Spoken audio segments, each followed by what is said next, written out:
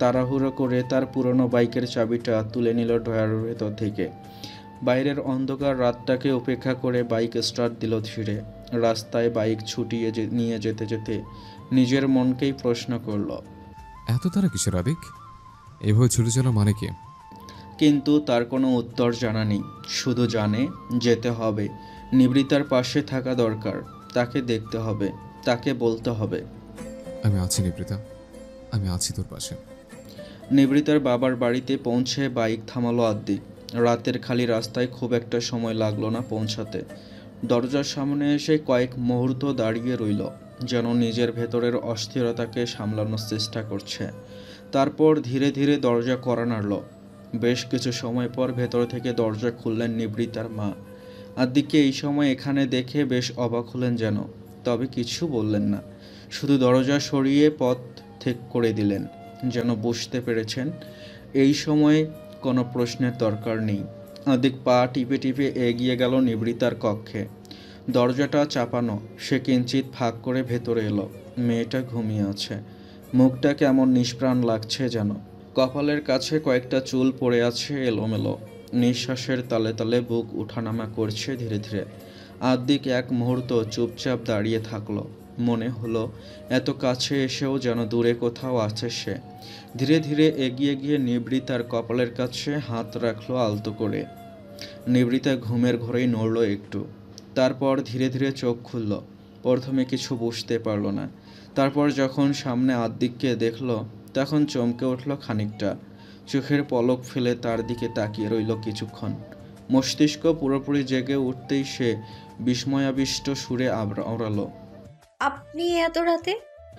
আদ্দিক মৃদু হাসল, তবে সেই হাসির ভেতর ক্লান্তির ছাপ স্পষ্ট। ঘুম ভাঙিয়ে দিলাম। নিবৃতা মাথা নাড়ল না, শুধু তাকিয়ে রইল। চোখ দুটো এতই গভীর মনে হলো যে আদ্দিক কিছু বলার সাহস পেল না আর।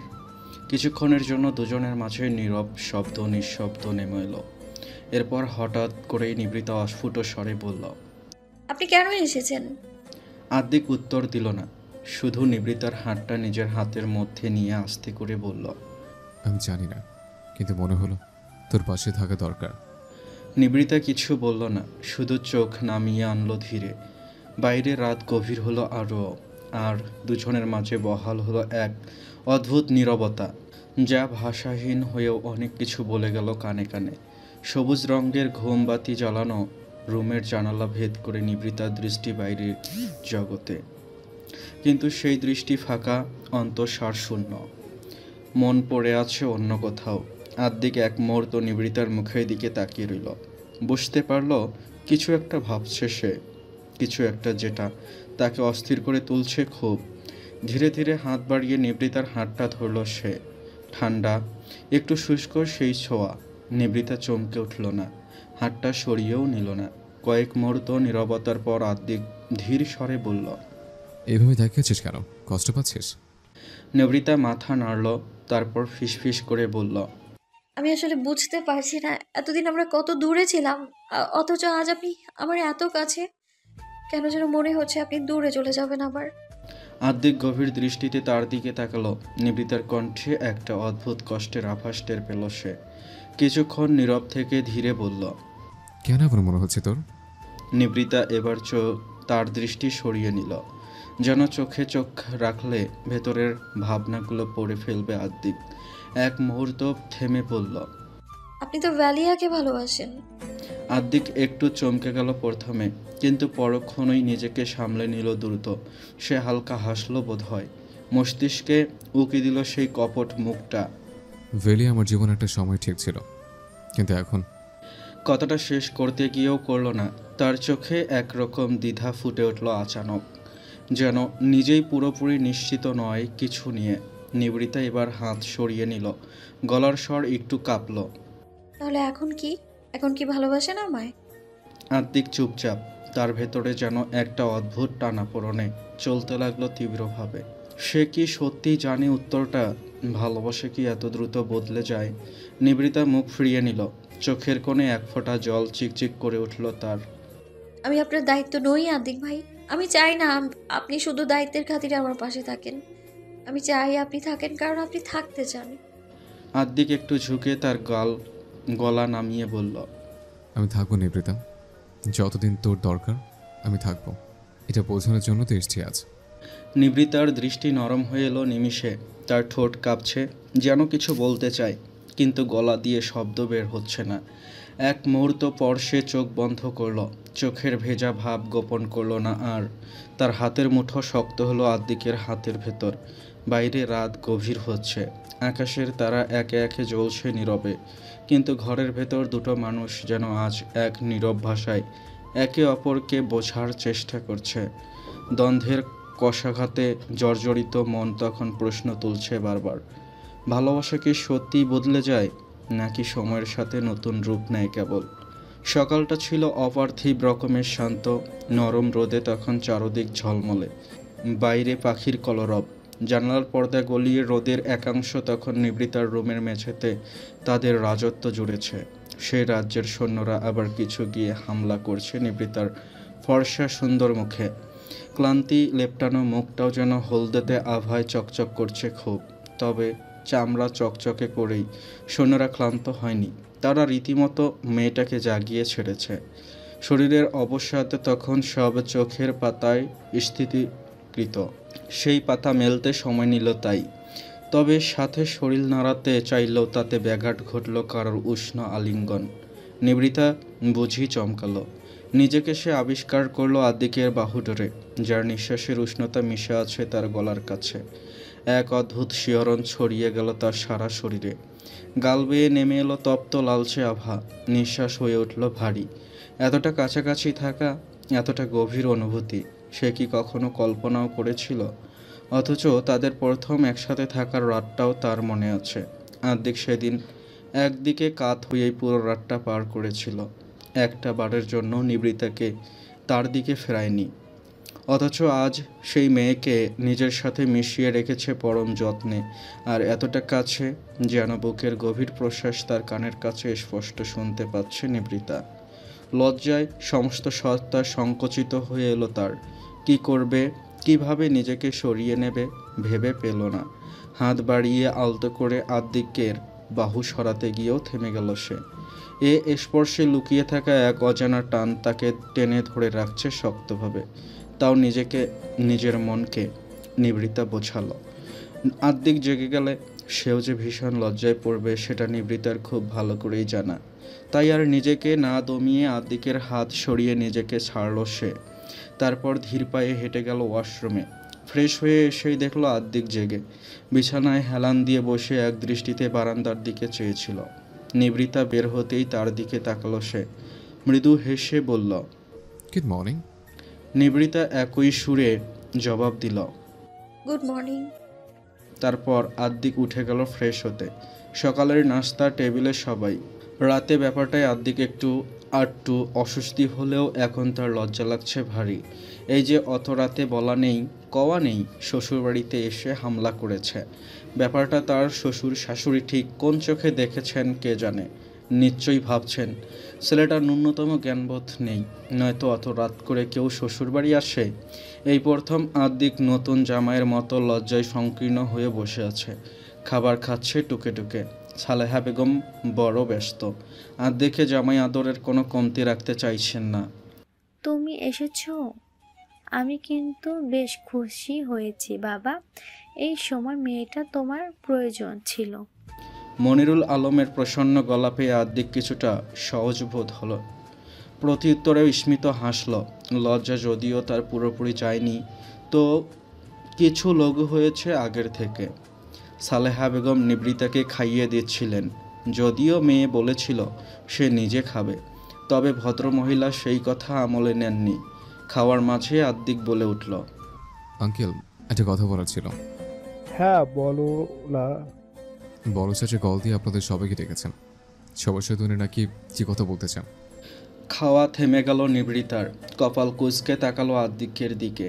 এত কিছুর পর বড় চাচা নতুন করে আর কি বলবেন? নিজের ছেলের হয়ে সাফাই তো গাইবেন তিনি।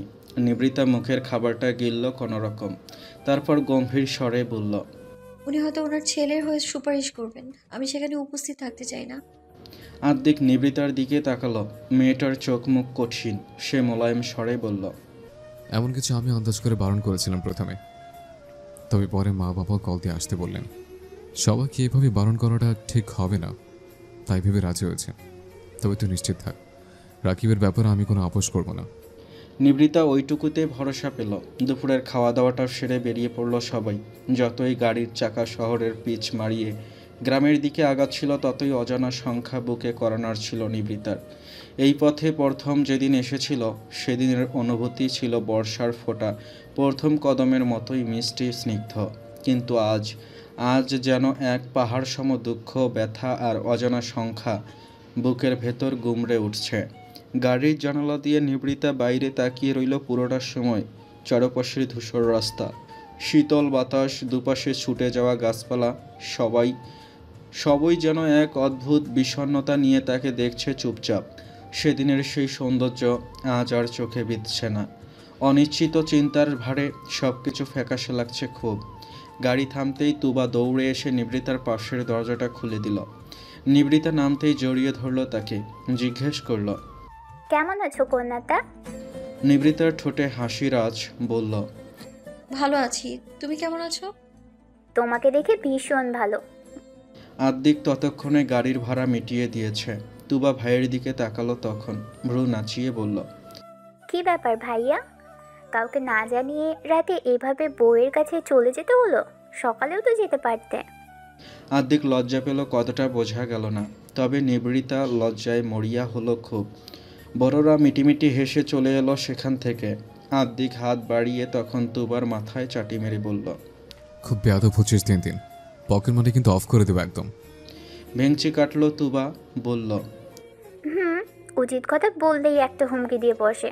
শুনো, তোমার এসব হুমকিতে আমি আর এখন ভয় পাই না। আমার পাশে এখন আমার কন্যাটা আছে, আমার দল ভারী, তাই না কন্যাটা? নিবৃতা মিষ্টি হেসে মাথা নাড়ল। আদ্দিক চোখ মুখ কুঁচকে ভেতরের দিকে পা বাড়ালো। এরপর উঠানে চেয়ার পেতে বসেছে সবাই। দাঁড়ানোর মাঝে একমাত্র তুবা আর আদ্দিক। যদিও আদ্দিকের সামনে চেয়ার খালি, তবুও বসেনি সে। বড় চাচা ভারী মুখে কতক্ষণ শুষ্ক মাটির দিকে চেয়ে রইলেন। বাকি চোখগুলো অধীর আগ্রহে দেখছে তাকেই। বেশ অনেকক্ষণ পর মাটি থেকে চোখ তুলেই সরাসরি দৃষ্টি ফেললেন নিবৃতার উপর। নিবৃতা চুপচাপ বসা, চোখের দৃষ্টি সরল কিন্তু জোরালো। বড় চাচা হালকা গলা ছেড়ে বললেন, আমি জানি মা, তোমার সাথে যা হয়েছে তা অন্যায়। এমন কিছু আমরা কেউই আশা করিনি। আমার ছেলে খুব খারাপ একটা কাজ করে ফেলেছে, আমরা তার জন্য লজ্জিত মা, আমাদের ক্ষমা করো। বড় চাচা থামতেই নিবৃতা মৃদু সুর তুললে বলল, ছেলের হয়ে আপনাদের ক্ষমা চাইতে হবে না চাচা। যার যার পাপের বোঝা তার তার। আপনি কেন নির্দেশ হয়ে অন্যের পাপের বোঝা কাঁধে চাপাবেন?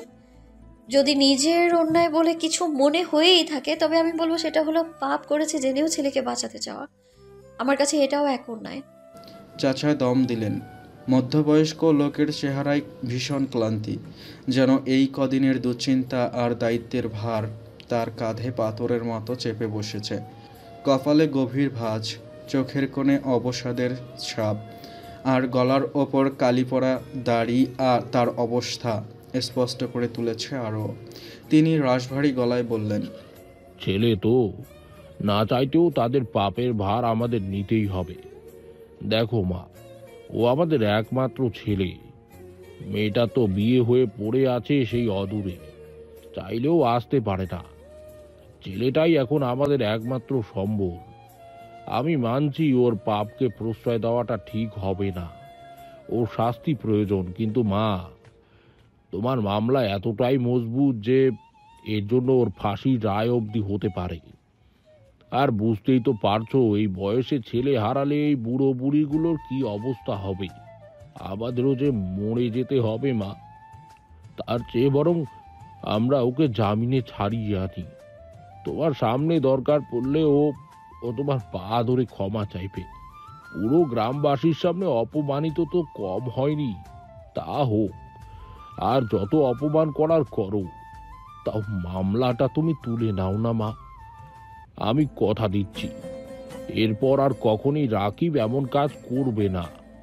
নিবৃতা এতক্ষণ নীরব ছিল, কিন্তু রাকিবের বাবার শেষ কথাগুলো যেন তার ধৈর্যের বাঁধ ভেঙে দিল সব। চোখে মুখে তার এক অদ্ভুত নির্লিপ্ততা, অথচ দৃষ্টি তীক্ষ্ণ। বুকের ভেতর একটা ধাক্কা লাগলো জোরে, তবে সেটা কষ্টের নয়, রাগ, ঘৃণা আর ক্ষোভের। কিছুক্ষণের জন্য মনে হলো এই মানুষগুলো কি সত্যি বুঝতে পারছে সে কি সত্য করেছে। তারা কি সত্যি এতটা স্বার্থপর? তারা গলা কাঁপছিল তখন, কিন্তু শব্দগুলো দৃঢ় ছিল তবুও, যেন প্রতিটি বাক্য ধারালো ছুরির মতো বিঁধছিল গিয়ে। সেদিন রাতে যদি আমি আপনার ছেলের চোখে আঘাত না করতাম, তবে আজ আমি এইভাবে বসে থাকতে পারতাম না। হিংস্র জানোয়ার যেমন তার শিকারকে ক্ষত বিক্ষত করে দেয়, ঠিক তাই করতো আপনার ছেলে আমার সাথে। হয়তো আমার শরীরটা আস্ত থাকতো কিছুটা, তবে আমার সত্তাটুকু চূর্ণ বিচূর্ণ হয়ে যেত নির্মমভাবে। অথচ আজ আপনি বলছেন সে আমার সামনে এসে পা ধরে ক্ষমা চাইবে, আর আমি সব ভুলে যাব। এত সহজ, এত সস্তা। আমার যন্ত্রণা, আমার অপমান, আমার আতঙ্কের কি কোনো দাম নেই? শরীরের ক্ষতটা না হয় সময়ের সাথে মুছে যাবে, কিন্তু মনের জখমটা, সেটা কি আপনার ছেলেকে ক্ষমা করে দিলে মিটে যাবে চাচা? বরং আপনি আমায় ক্ষমা করুন, আমি কোনো পশুকে ক্ষমা করতে পারবো না বলে। চাচার সঙ্গে সঙ্গে কিছু বলতে নিলেন, তবে এবার জবাব দিল আদ্দিক। আপনার ছেলে একটা নরপিশাচ। সে একটা নারীর জীবন নষ্ট করার চেষ্টা করেছে। শুধু আমার স্ত্রী বলে নয়, শূন্য করে মেয়ের সাথে এমন করলে আমি একই কথা বলতাম। সে যে শাস্তি পাওয়ার যোগ্য তা সে পাবে। আপনি আজ তার ভবিষ্যৎ নিয়ে ভাবছেন? ভাবুন তো, যদি সে সফল হতো, যদি নিবৃত্তা আজ বেঁচে না থাকতো, তাহলে আপনি কি আমার সামনে সেইভাবে কথা বলতে পারতেন? তখন কি তার ভবিষ্যৎ আপনার কাছে এত মূল্যবান থাকতো? চাচা জবাব খুইয়ে বসলেন। আদ্দিকের কণ্ঠস্বর রাগে থরথর করছিল, কিন্তু তাতে চিৎকার ছিল না কোনো, ছিল দৃঢ়তা, ছিল তীব্র তাচ্ছিল্য। রাকিব ক্ষমা চাইবে কার কাছে? নিবৃত্তার কাছে? যে মানুষটা তার সাথে পশুর মতো ব্যবহার করতে চেয়েছে, তার ক্ষমা চাওয়াটা তো এক প্রহসন। ক্ষমা চাওয়ার যোগ্যতা আপনার ছেলের নেই চাচা। আর আমার স্ত্রী কোনো মহানুভব দেবী নয় যে এত কিছুর পরও অপরাধের পায়ে ফুল ছিটিয়ে দেবে। অন্যায় করেছে, শাস্তি পেতে হবে। আদালত যদি ছেড়েও দেয়, তবুও আমি ছাড়ব না, কারণ এই সমাজে এমন পশুদের বেঁচে থাকার অধিকার নেই কোনো। নিবৃত্তা এতক্ষণ নিঃশব্দ ছিল। রাকিবের বাবার অনুনয়, তার অসহায়ত্ব মেয়েটাকে এতক্ষণে নড়বড়ে করে দিচ্ছিল যেন। তবে এখন আদ্দিকের এই প্রতিবাদ বুকের ভেতর জমে থাকা তার সব অন্ধকার, সব ভয়, সব সংশয় উধাও করে দিল মুহূর্তেই। সে চোখ তুলে চাইল আদ্দিকের দিকে, দীর্ঘ, তীক্ষ্ণ, অন্যায়ের বিরুদ্ধে আপোষহীন একজন পুরুষ, যে শুধু তার স্বামী নয়, তার সবচেয়ে বড় শক্তির জায়গা। আদ্দিকের চোখে অগ্নিশিখা, সেই আগুনের তাপে নিবৃত্তার মনের সব অনিশ্চয়তা গলে গলে পড়ছে যেন। তার ঠোঁটের কোণে অতি সূক্ষ্ম একটা হাসি ফোটে, গলার কাছে কি যেন একটা দলা পাকিয়ে আসছিল খুব। চোখ দুটো উজ্জ্বল হয়ে উঠছিল অজান্তেই। এই মানুষটার হাত ধরে সে নিশ্চিন্তে সামনে এগিয়ে যেতে পারবে। আর কোনো ভয় নেই, আর কোনো একা লড়াই নয়। এই বিশ্বাসের আনন্দে বুকের ভেতর কেমন নিদারুণ এক প্রশান্তি ছড়িয়ে পড়ল তার। এরপর বড় চাচা নিজের চেষ্টার কোনো কমতি রাখলেন না আর। খুব করে চাইলেন নিজের ভাই, ভাইয়ের বউ আর নিবৃত্তার মা বাবাকে বোঝাতে, কিন্তু পরিশেষে শূন্য হাতেই ফিরতে হলো তাকে। কেউই তার এই অন্যায় আবদার গ্রহণ করলেন না, বরং মুখের ওপর ফিরিয়ে দিলেন তা, সঙ্গে দিলেন একরাশ ঘৃণা। রায়হান সাহেব নিজের ভাইয়ের এহেন ব্যবহারে যেন একটু বেশি কষ্ট পেলেন। একই শিক্ষা আর নৈতিকতা ধারণ করা মানুষটা হঠাৎই গিরগিটির মতো রং বদলানো মেনে নিতে পারলেন না বোধ হয়। রাগ করে ক্ষুব্ধ হয়ে আর কথাই বললেন না তাদের কারোর সাথে। সেদিনের গৌধূলির সেই উঠান বৈঠকে দুই পরিবারের মাঝে একটা চির ধরেছিল আড়ালে। কেউ সেটা না দেখলেও নিবৃত্তা বেশ আন্দাজ করেছিল তা। নিজের মনে এই নিয়ে বড্ড অনুশোচনা হলেও আত্মসম্মানে বলিদান হওয়া অন্তঃপটকে আর বোঝাতে সক্ষম হয়নি। আদ্দিকের কথায় নিবৃত্তা আর সেই রাতে মা বাবার সাথে শহরে ফেরেনি। আদ্দিক নিজের কাছে রেখে দেয় তাকে। নিবৃত্তাও সেই সিদ্ধান্ত মেনে নেয় প্রসন্ন চিত্তে। আদ্দিকের কাছাকাছি পাশাপাশি থাকলেই সে বরং বল পায়, শক্তির কুয়ো ভরে যায় অনাবিল। এই যে এখন পুরো দিন কোর্টে দৌড়োদৌড়ি করে এসে নিবৃত্তার বড্ড মাথা ধরেছিল। যদিও আসার পথে এক কফি শপে কফি খেয়েছে তারা, তাও তাতে নিবৃত্তার মাথা হালকা হয়নি। লিলি সেই জন্য বলেছিলেন মাথায় একটু তেল দিয়ে মালিশ করে দিবেন। ঠিক তখনই নিজের সমস্ত লজ্জা, শরম আর অস্বস্তি ভর্তি কৌটাকে উল্টে ফেলে আদ্দিক গিয়ে বলল সে নিবৃত্তার মাথায় তেল দিয়ে দিবে। আদ্দিকের মুখ থেকে এমন কথা শোনার পর পুরো ঘর যেন স্তব্ধ হয়ে গেল এক মুহূর্তের জন্য। লিলির হাতের তেলের বোতলটা প্রায় পড়ে যেতে বসেছিল। তিনি বিস্ফোরিত চোখে একবার আদ্দিকের দিকে তাকালেন, একবার নিবৃতার দিকে। তুবা প্রথমে ভেবেছিল ভুল শুনছে, কিন্তু যখন নিশ্চিত হলো তখন হেসে ফেলে বলল, এইটা কি শুনলাম আমি? আদিক ভাইয়া তেল মালিশ করবে? আদ্দিকের যেন গায়েই লাগলো না কিছু। আজকাল কেমন নিবৃতার ব্যাপারে তার আর আগের মতো অস্বস্তি বা লজ্জা লাগে না। সে সাবলীল ভঙ্গিতে লিলির হাত থেকে তেলের বোতলটা নিয়ে বলল, তেল মালিশ করার এমন কি ব্যাপার? অমন হাঁ করে চেয়ে না থেকে বিদায় হতো। তুবা বুঝল আদ্দিক খালি রুম চাইছে, লিলিও বুঝলেন তাই। দুজনেই মুচকে হেসে তখন বেরিয়ে গেলেন। আদ্দিক বিছানায় বসলো পা ভাঁজ করে। নিবৃতাকে ইশারায় তার সামনে বসতে বলল। কিছুক্ষণ আগেও মাথা ব্যথায় ক্লান্ত থাকা মেয়েটা এখন সব ক্লান্তি ভুলে লজ্জায় কেমন রাঙ্গা হলো যেন। মাথাটার নিচু করে ফেলল, যেন তার ধুকপুক করা হৃদয় স্পন্দন কেউ শুনতে না পায়। আদ্দিক ভ্রু গুটিয়ে বলল, কি হলো? আয়। ছোট ছোট কদমে আদ্দিকের কাছে গেল নিবৃতা। চুপচাপ সামনে বসে মৃদু সুরে বলল, মাই তো দিতে পারতেন। আপনি এইভাবে বলায় ওনারা কি ভাবলেন বলুন তো? আশ্চর্য, তেল দিতে চেয়েছে, এখানে এত ভাবাভাবির কি আছে? নিবৃতা আর সেই প্রশ্নের জবাব দিল না। আদ্দিকের খসখসে হাতের নরম ছোঁয়ায় তার আরাম লাগছিল খুব। চোখগুলো বুঝে আসছিল। আমি তেল দিতে পারি না, কোনো ভুল ত্রুটি হলে মানিয়ে নিস।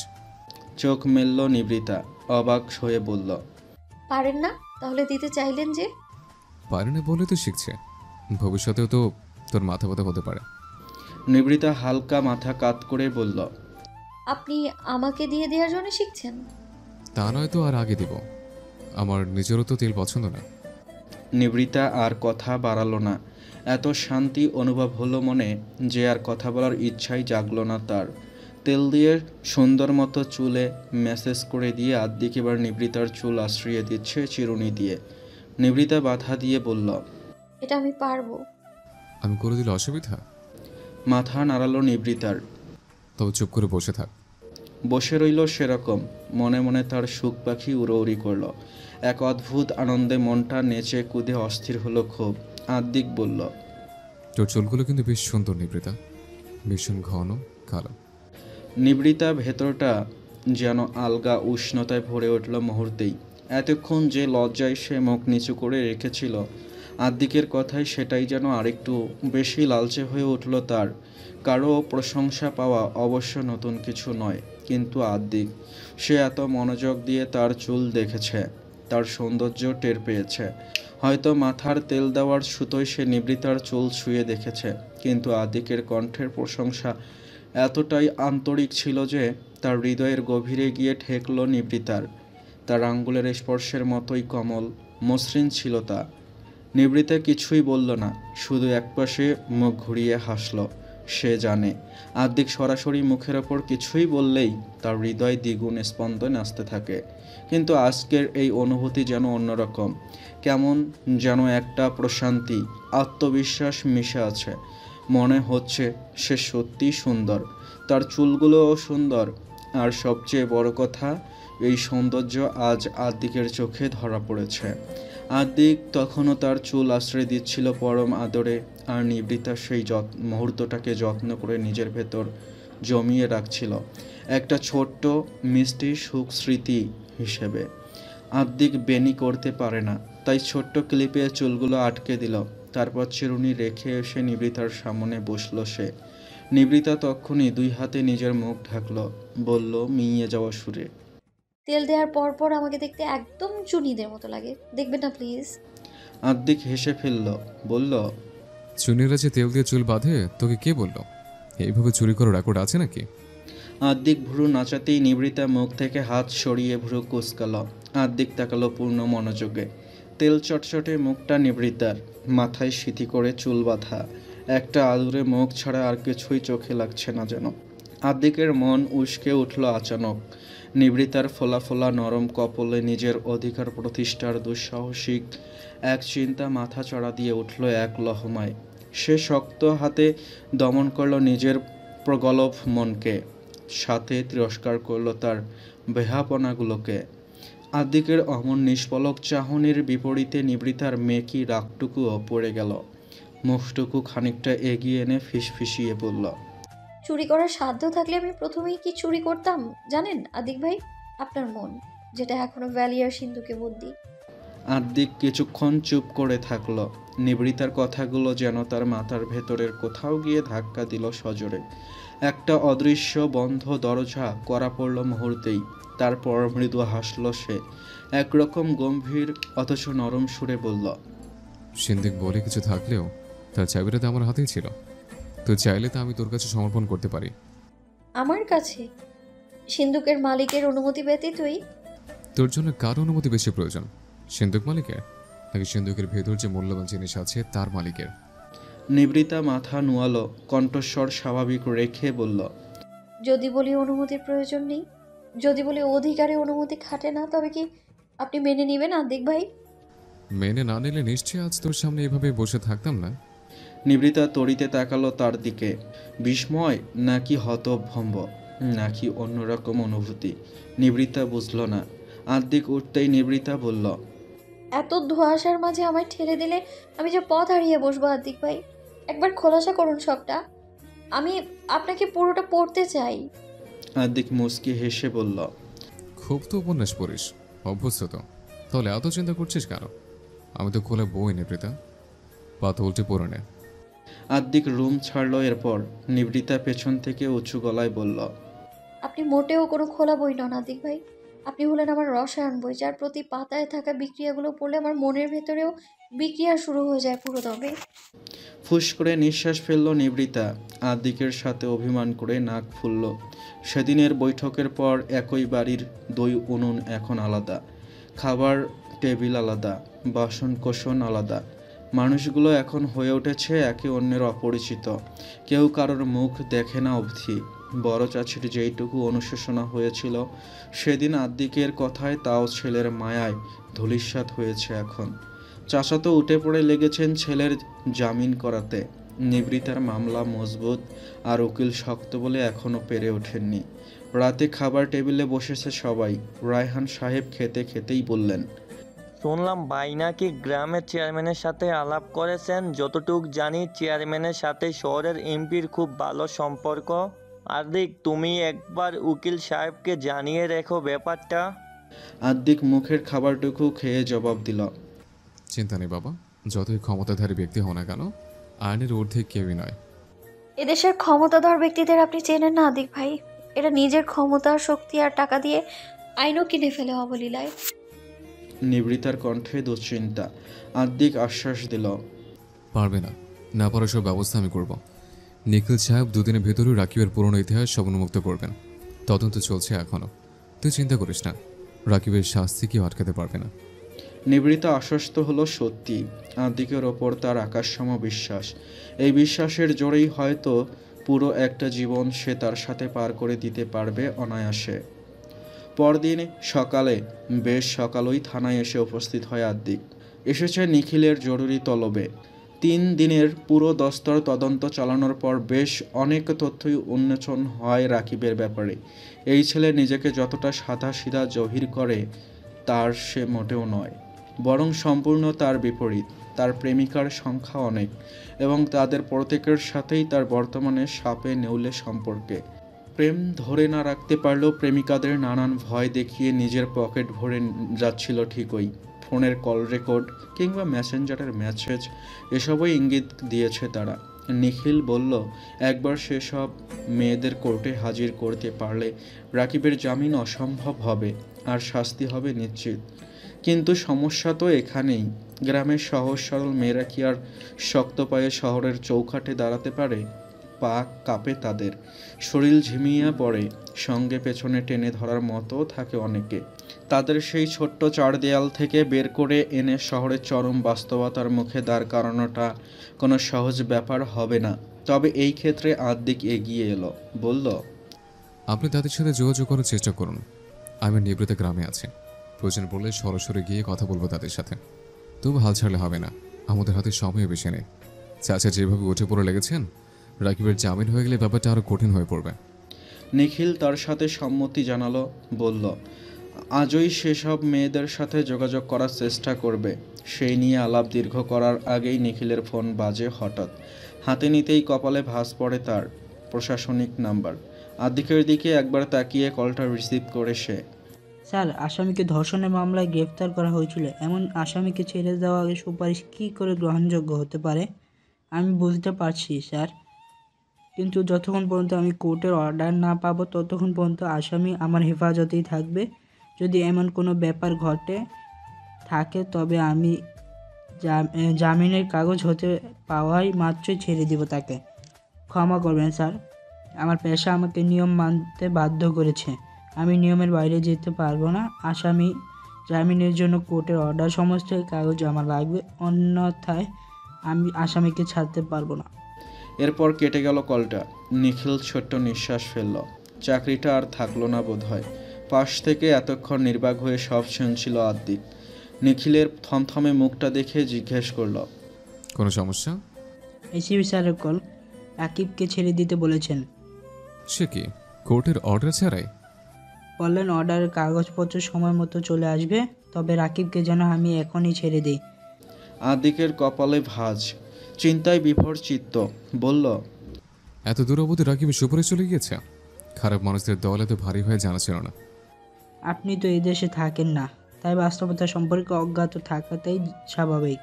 এখানে ন্যায় বিচার মানে শুধু কাগজের কালি, আর সত্য মানে ক্ষমতা পদদলে পিষ্ট এক নিষ্পাপ শব্দ। রাজ্যের আসল শাসন ভাবে থাকে দুর্নীতিবাজের হাতে, যারা ভান করে অপরাধ দমন করে অথচ আড়ালে তাদের রক্ষা করে। শাস্তির নাটক মঞ্চ হয়, প্রহসনের পর্দা ওঠে, আর সেই ফাঁকে প্রকৃতি অপরাধীরা শেকল খুলে হাঁটে নির্বাণ হয়ে। অথচ বিচারে কাঠগড়ায় দাঁড় করানো হয় দুর্বল অসহায় মানুষদের, যাদের অপরাধ শুধু একটাই, তারা ক্ষমাবান নয়। আদ্দিক নিঃশ্বাস ফেলল ধীরে। মুখের রেখাগুলো কঠোর হয়ে উঠল এক অদৃশ্য রাগে। চোখ দুটো তার তীক্ষ্ণ, যেন ভেতর থেকে এক অগ্নিশিখা জ্বলছে। তাহলে বলছেন ন্যায় বিচার বলতে এখানে কিছুই নেই? যারা অন্যায়ের শিকার তাদের কেবল হেরে যাওয়াই নিয়তে? দুর্নীতির এই বলয় কখনো ভাঙবে না? ভাঙবে যেদিন মানুষ সত্যকে সত্য বলতে শিখবে, সেদিন ঠিক ভাঙবে। দিনটা হয়তো অনেক দূরে, তবে সোজা পথ ধরলেই বেশি কষ্ট হবে না। আদ্দিক কিছুক্ষণ চুপ থেকে বলল, আপনি হয়তো সেই পথেরই পথে। আজ অন্যের বিরুদ্ধে যেভাবে দৌড় চেপেছেন, যদি চাকরিটা হারাতে হয়? নিখিল হাসল। সে হাসিতে দুঃখ, চিন্তা কিংবা ক্লান্তি কোনোটাই বোঝা গেল না। গলার স্বর অদ্ভুত ঠান্ডা। এই চাকরি যদি আমার অন্যায়ের কাছে মাথা নত করতে শেখায়, তাহলে তার চেয়ে বেকার থাকাটাই শ্রেয়। অন্তত নিজেকে আয়নার সামনে দাঁড় করালে লজ্জা পাবো না। আদ্দিক মৃদু হেসে বলল, তাহলে আমি নিশ্চিত একদিন আমি, আপনি আর আমাদের মতো মানুষরাই এই দুর্নীতির বলয় ভাঙবে। নিখিল প্রসন্ন চিত্তে বলল, ইনশাআল্লাহ। আদ্দিক বেরিয়ে এলো থানা থেকে। যদিও দুশ্চিন্তার ভার তার এতটুকুও নামেনি ঘাড় থেকে। তার উপর নিজের চাচার কর্মকাণ্ডে মেজাজ তার এখন মারাত্মক চটে। একটা মানুষ কতটা অন্ধ, বিবেকহীন হলে একজন অপরাধীকে ছাড়াতে এভাবে উঠে পড়ে লাগে, শুধুমাত্র সম্পর্কে সে তার ছেলে বলে। এই সম্পর্কের খাতিরেই এত কিছু। সম্পর্কের অনলে কি নিজের সমস্ত মূল্যবোধ জ্বালিয়ে দিতে হবে? আদ্দিক ভেবে পায় না। তার মাথায় গরমের সাথে সাথে আজ আবহাওয়াও গরম বেশ। সূর্যখানা জ্বলজ্বল করছে মাথার ওপর। বাইকের হেলমেট মাথায় দেওয়া সত্ত্বেও আদ্দিকের মাথা যেন তালু জ্বালা করছে। সে স্পিড খানিক বাড়ালো। তাড়াতাড়ি ফিরতে হবে। ওইদিকে নিবৃতাও দুশ্চিন্তায় বসে। তবে বললেই কি আর শহরের রাস্তা তাড়াতাড়ি পার করা যায়? জ্যামিতিক হারে বৃদ্ধি পাওয়া এই রাস্তার জ্যাম আদ্দিকের গাড়ির চাকা চেপে ধরে। থামে আদ্দিক। মেজাজ তখন সপ্ত আসমানে। একে তো গরম, তার ওপর এই লম্বা জ্যাম। মুখটা গরমে নাকি রাগে লাল তা আর ঠাহর করা গেল না। এরই মাঝে নিবৃতার সাথে কথা হলো একবার। আদ্দিক জানালো রাস্তার জ্যামে সে আটকেছে। নিবৃতার ফোন রাখতেই আদ্দিকের চোখ গেল এক 7-8 বছরের বাচ্চার ওপর। হাতে একটা বেতের ঝুড়ি, সেখানে চকচক করছে কাছের চুড়ি কতক। মেয়েটা সেই ঝুড়ি বহন করে ওর গাড়ির কাছে যাচ্ছে আর জিজ্ঞেস করছে চুড়ি লাগবে কিনা। তবে তার এই সহজে সাধারণ সৌন্দর্য মণ্ডিত চুরির শহরের ব্যস্ত চাকচিক্য ধারণ করা মানুষদের তেমন আগ্রহ নেই কোনো। কেউ ঘুরেও তাকাচ্ছে না সেদিকে।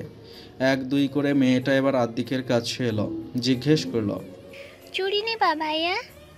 কি সরল আবেদন তার। শ্যাম মুখটা রোদে লাল হয়ে আছে। আদ্দিকের মায়া হলো ভীষণ, জিজ্ঞেস করলো, কত করে?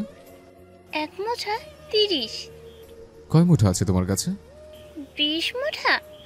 আদ্দিক তার ওয়ালেটটা বের করে 1000 টাকার নোট মেয়েটাকে দিয়ে বলল, সবগুলো দিয়ে দাও আমায়। 1000 টাকার নোট দেখে মেয়েটা মুখ কালো করলো বোধ হয়। আমার কাছে তো ভাঙতি নাই। লাগবে না, পুরো টাকাটা তুমি রেখে দাও। মেয়ের মুখে হাসি ফুটল। ঝুড়ি সমেত চুড়িগুলো আদ্দিকের হাতে দিয়ে বলল, আপনি খুব ভালো ভাইয়া, দোয়া করি আল্লাহ আপনার সব আশা পূর্ণ করুক। মেয়েটার মুখের সেই হাসি আর কমেনি। সে এক ছুটে কোথায় যেন হারিয়ে গেল। আদ্দিক বাইকের ফুয়েল ট্যাঙ্কের ওপর রাখা ঝুড়িটার দিকে তাকালো। প্রথমেই চিন্তা এলো, এত চুড়ি হঠাৎ নিলে নিবৃতা কি ভাববে? খুশি হবে কি? নাকি এই অসময়ে এমন অযাচিত জিনিস দেখে মেয়েটা বিরক্ত হবে? আবার চিন্তা এলো, এটা নিয়ে এখন যাবে কি করে? বাইক চালাতেও তো অসুবিধা হবে। জ্যাম ছাড়তেই আদ্দিক এক হাতে চুরির ঝুড়ি ধরে অন্য হাতে রাখলো বাইকের স্টিয়ারিংয়ে। একটু অসুবিধা হলেও সে মানিয়ে নিল ঠিক। বাসার গেটে বাইক থামাতেই তার মাথায় তৃতীয় চিন্তার আবির্ভাব ঘটল। এখন এই এত বড় ঝুড়ির এক ঝুড়ি চুরি নিয়ে ঢুকলে তার মা আর বোনের প্রতিক্রিয়া কি হবে? মা যেমন তেমন, পাজি বোনটা তো তার মুখের ওপর লজ্জা দিয়ে বসে থাকে। সে উপায় বাতলাতে না পেরে নিবৃতাকে কল দিল। নিবৃতা কল ধরতে সময় নিল খানিক। কোথায় ছিলে? গোসল করছিলাম। কেন? মা আর দুবা কোথায়? জানি না, হয়তো রুমেই আছে। কিন্তু কেন বলুন তো? কিছু কি হয়েছে? আপনি কোথায় আছেন? গেটের বাইরে। চুপি চুপি একবার বাইরে আয় তো। চুপি চুপি কেন? কোনো সমস্যা? বলুন, আমার তো দুশ্চিন্তা হচ্ছে। উফ, এত বেশি বুঝিস কেন? কোনো সমস্যা নেই, আসতে বলেছি আয়। নিবৃতা মাথায় বাঁধা তোয়ালেটা কোনো রকমে বারান্দায় নেড়ে ওড়না গায়ে জড়িয়ে গেটের বাইরে এলো। আদ্দিককে দেখে বিচলিত হলো বোধ হয়। কিছু হয়েছে আপনার? এভাবে ডাকলেন যে? কথার মাঝেই চোখ গেল তার সেই চুরি ভর্তি ঝুড়ির দিকে। অবাক হলো। ভুরুকুচকে একবার তাকালো আদ্দিকের দিকে, আরেকবার ঝুড়ির দিকে। আদ্দিকের অস্বস্তি হলো অল্প। নিবৃতার সাথে এখনও বোধহয় পুরোপুরি সহজ হতে পারেনি সে। তার উপর মেয়েটা বিস্ময় ভরা চোখে অমন ড্যাব ড্যাব করে তাকালে সে আরও অপ্রস্তুত হয়ে পড়ে। এত চুরি কার জন্য এনেছেন? আসলে রাস্তায় এক বাচ্চা মেয়ে বিক্রি করছিল, দেখে মায়া হলো খুব, তাই সব কিনে ফেলেছে। তোর আর তোর পছন্দ হলে পড়িস। আদ্দিক সেটা নিবৃতার দিকে বাড়িয়ে দিল। নিবৃতা হাতে নিয়ে বলল, এটা দেওয়ার জন্য আপনি আমাকে এইভাবে ডেকেছেন? আমি আরো ভাবলাম কি নাকি। নিবৃতা গেটের দিকে পা বাড়ালো। আদ্দিক নেমে এলো বাইক থেকে। পেছন থেকে ডেকে বলল, লাল রঙের চুরের মোটরটা তুই রাখিস, তোর হাতে মানাবে। নিবৃতা মুচকি হাসল। আদ্দিক কিছু বলতে যাবে তার আগেই তাকে পার হয়ে ভেতরে চলে এলো আদ্দিক। কপাল কুঁচকে তখন নিবৃতা বিড়বিড় করে আওড়ালো, খালি পালাই পালাই করে, ভীতু একটা। তারপর চুড়িগুলোর দিকে তাকিয়ে হেসে ফেলল। সেদিন বড় চাচার সাথে আদ্দিকের দ্বিতীয়বারের মতো তর্ক বিতর্ক হলো। বাবার সমতুল্য চাচার এমন অনৈতিক ব্যবহার আদ্দিকের জন্য মেনে নেওয়া কষ্টের। ছেলের চেয়েও বড় পরিচয়, রাকিব একজন অপরাধী। এই সত্য চাচা চাচি কেন মেনে নিতে চাইছে না? কেন নিজের নৈতিকতার সবটুকু বিসর্জন দিচ্ছেন? এই নিয়েই চাচা ভাতিজার খুব বিরোধ হলো। চাচার কণ্ঠ তীব্র, যুক্তিতে অনড়, কিন্তু আদ্দিকও পিছপা হওয়ার পাত্র নয়। সত্যের পক্ষে দাঁড়াতে গেলে যদি আপনজনের বিরুদ্ধেও লড়তে হয়, তবে সেই লড়াই করতে হবে। চাচার কণ্ঠ ক্রোধে ভারী হয়ে উঠল একসময়। তুমি কি চাও? আমি আমার একমাত্র ছেলেকে ফাঁসির কাঠে দাঁড় করাই? আদ্দিকের কণ্ঠ ছিল দৃঢ় কিন্তু শান্ত। আমি শুধু চাই অন্যায়ের শাস্তি হোক। রক্তের সম্পর্ক শোধ থেকে মুছে ফেলতে পারে না চাচা। আর নিবৃতা ছিল সেদিনের নীরব দর্শক। কেবল দুটো চোখ মেলে সে দেখছিল দুই প্রজন্মের, দুই আদর্শের সংঘর্ষ। একদিকে রক্তের দাবি, সম্পর্কের মায়াজাল, অন্যদিকে ন্যায়ের শপথ, সত্যের নির্লস সংগ্রাম। আদ্দিকের চোখে আগুন, কথায় বজ্রের গর্জন, আর চাচার কণ্ঠে অসহায় অভিমান।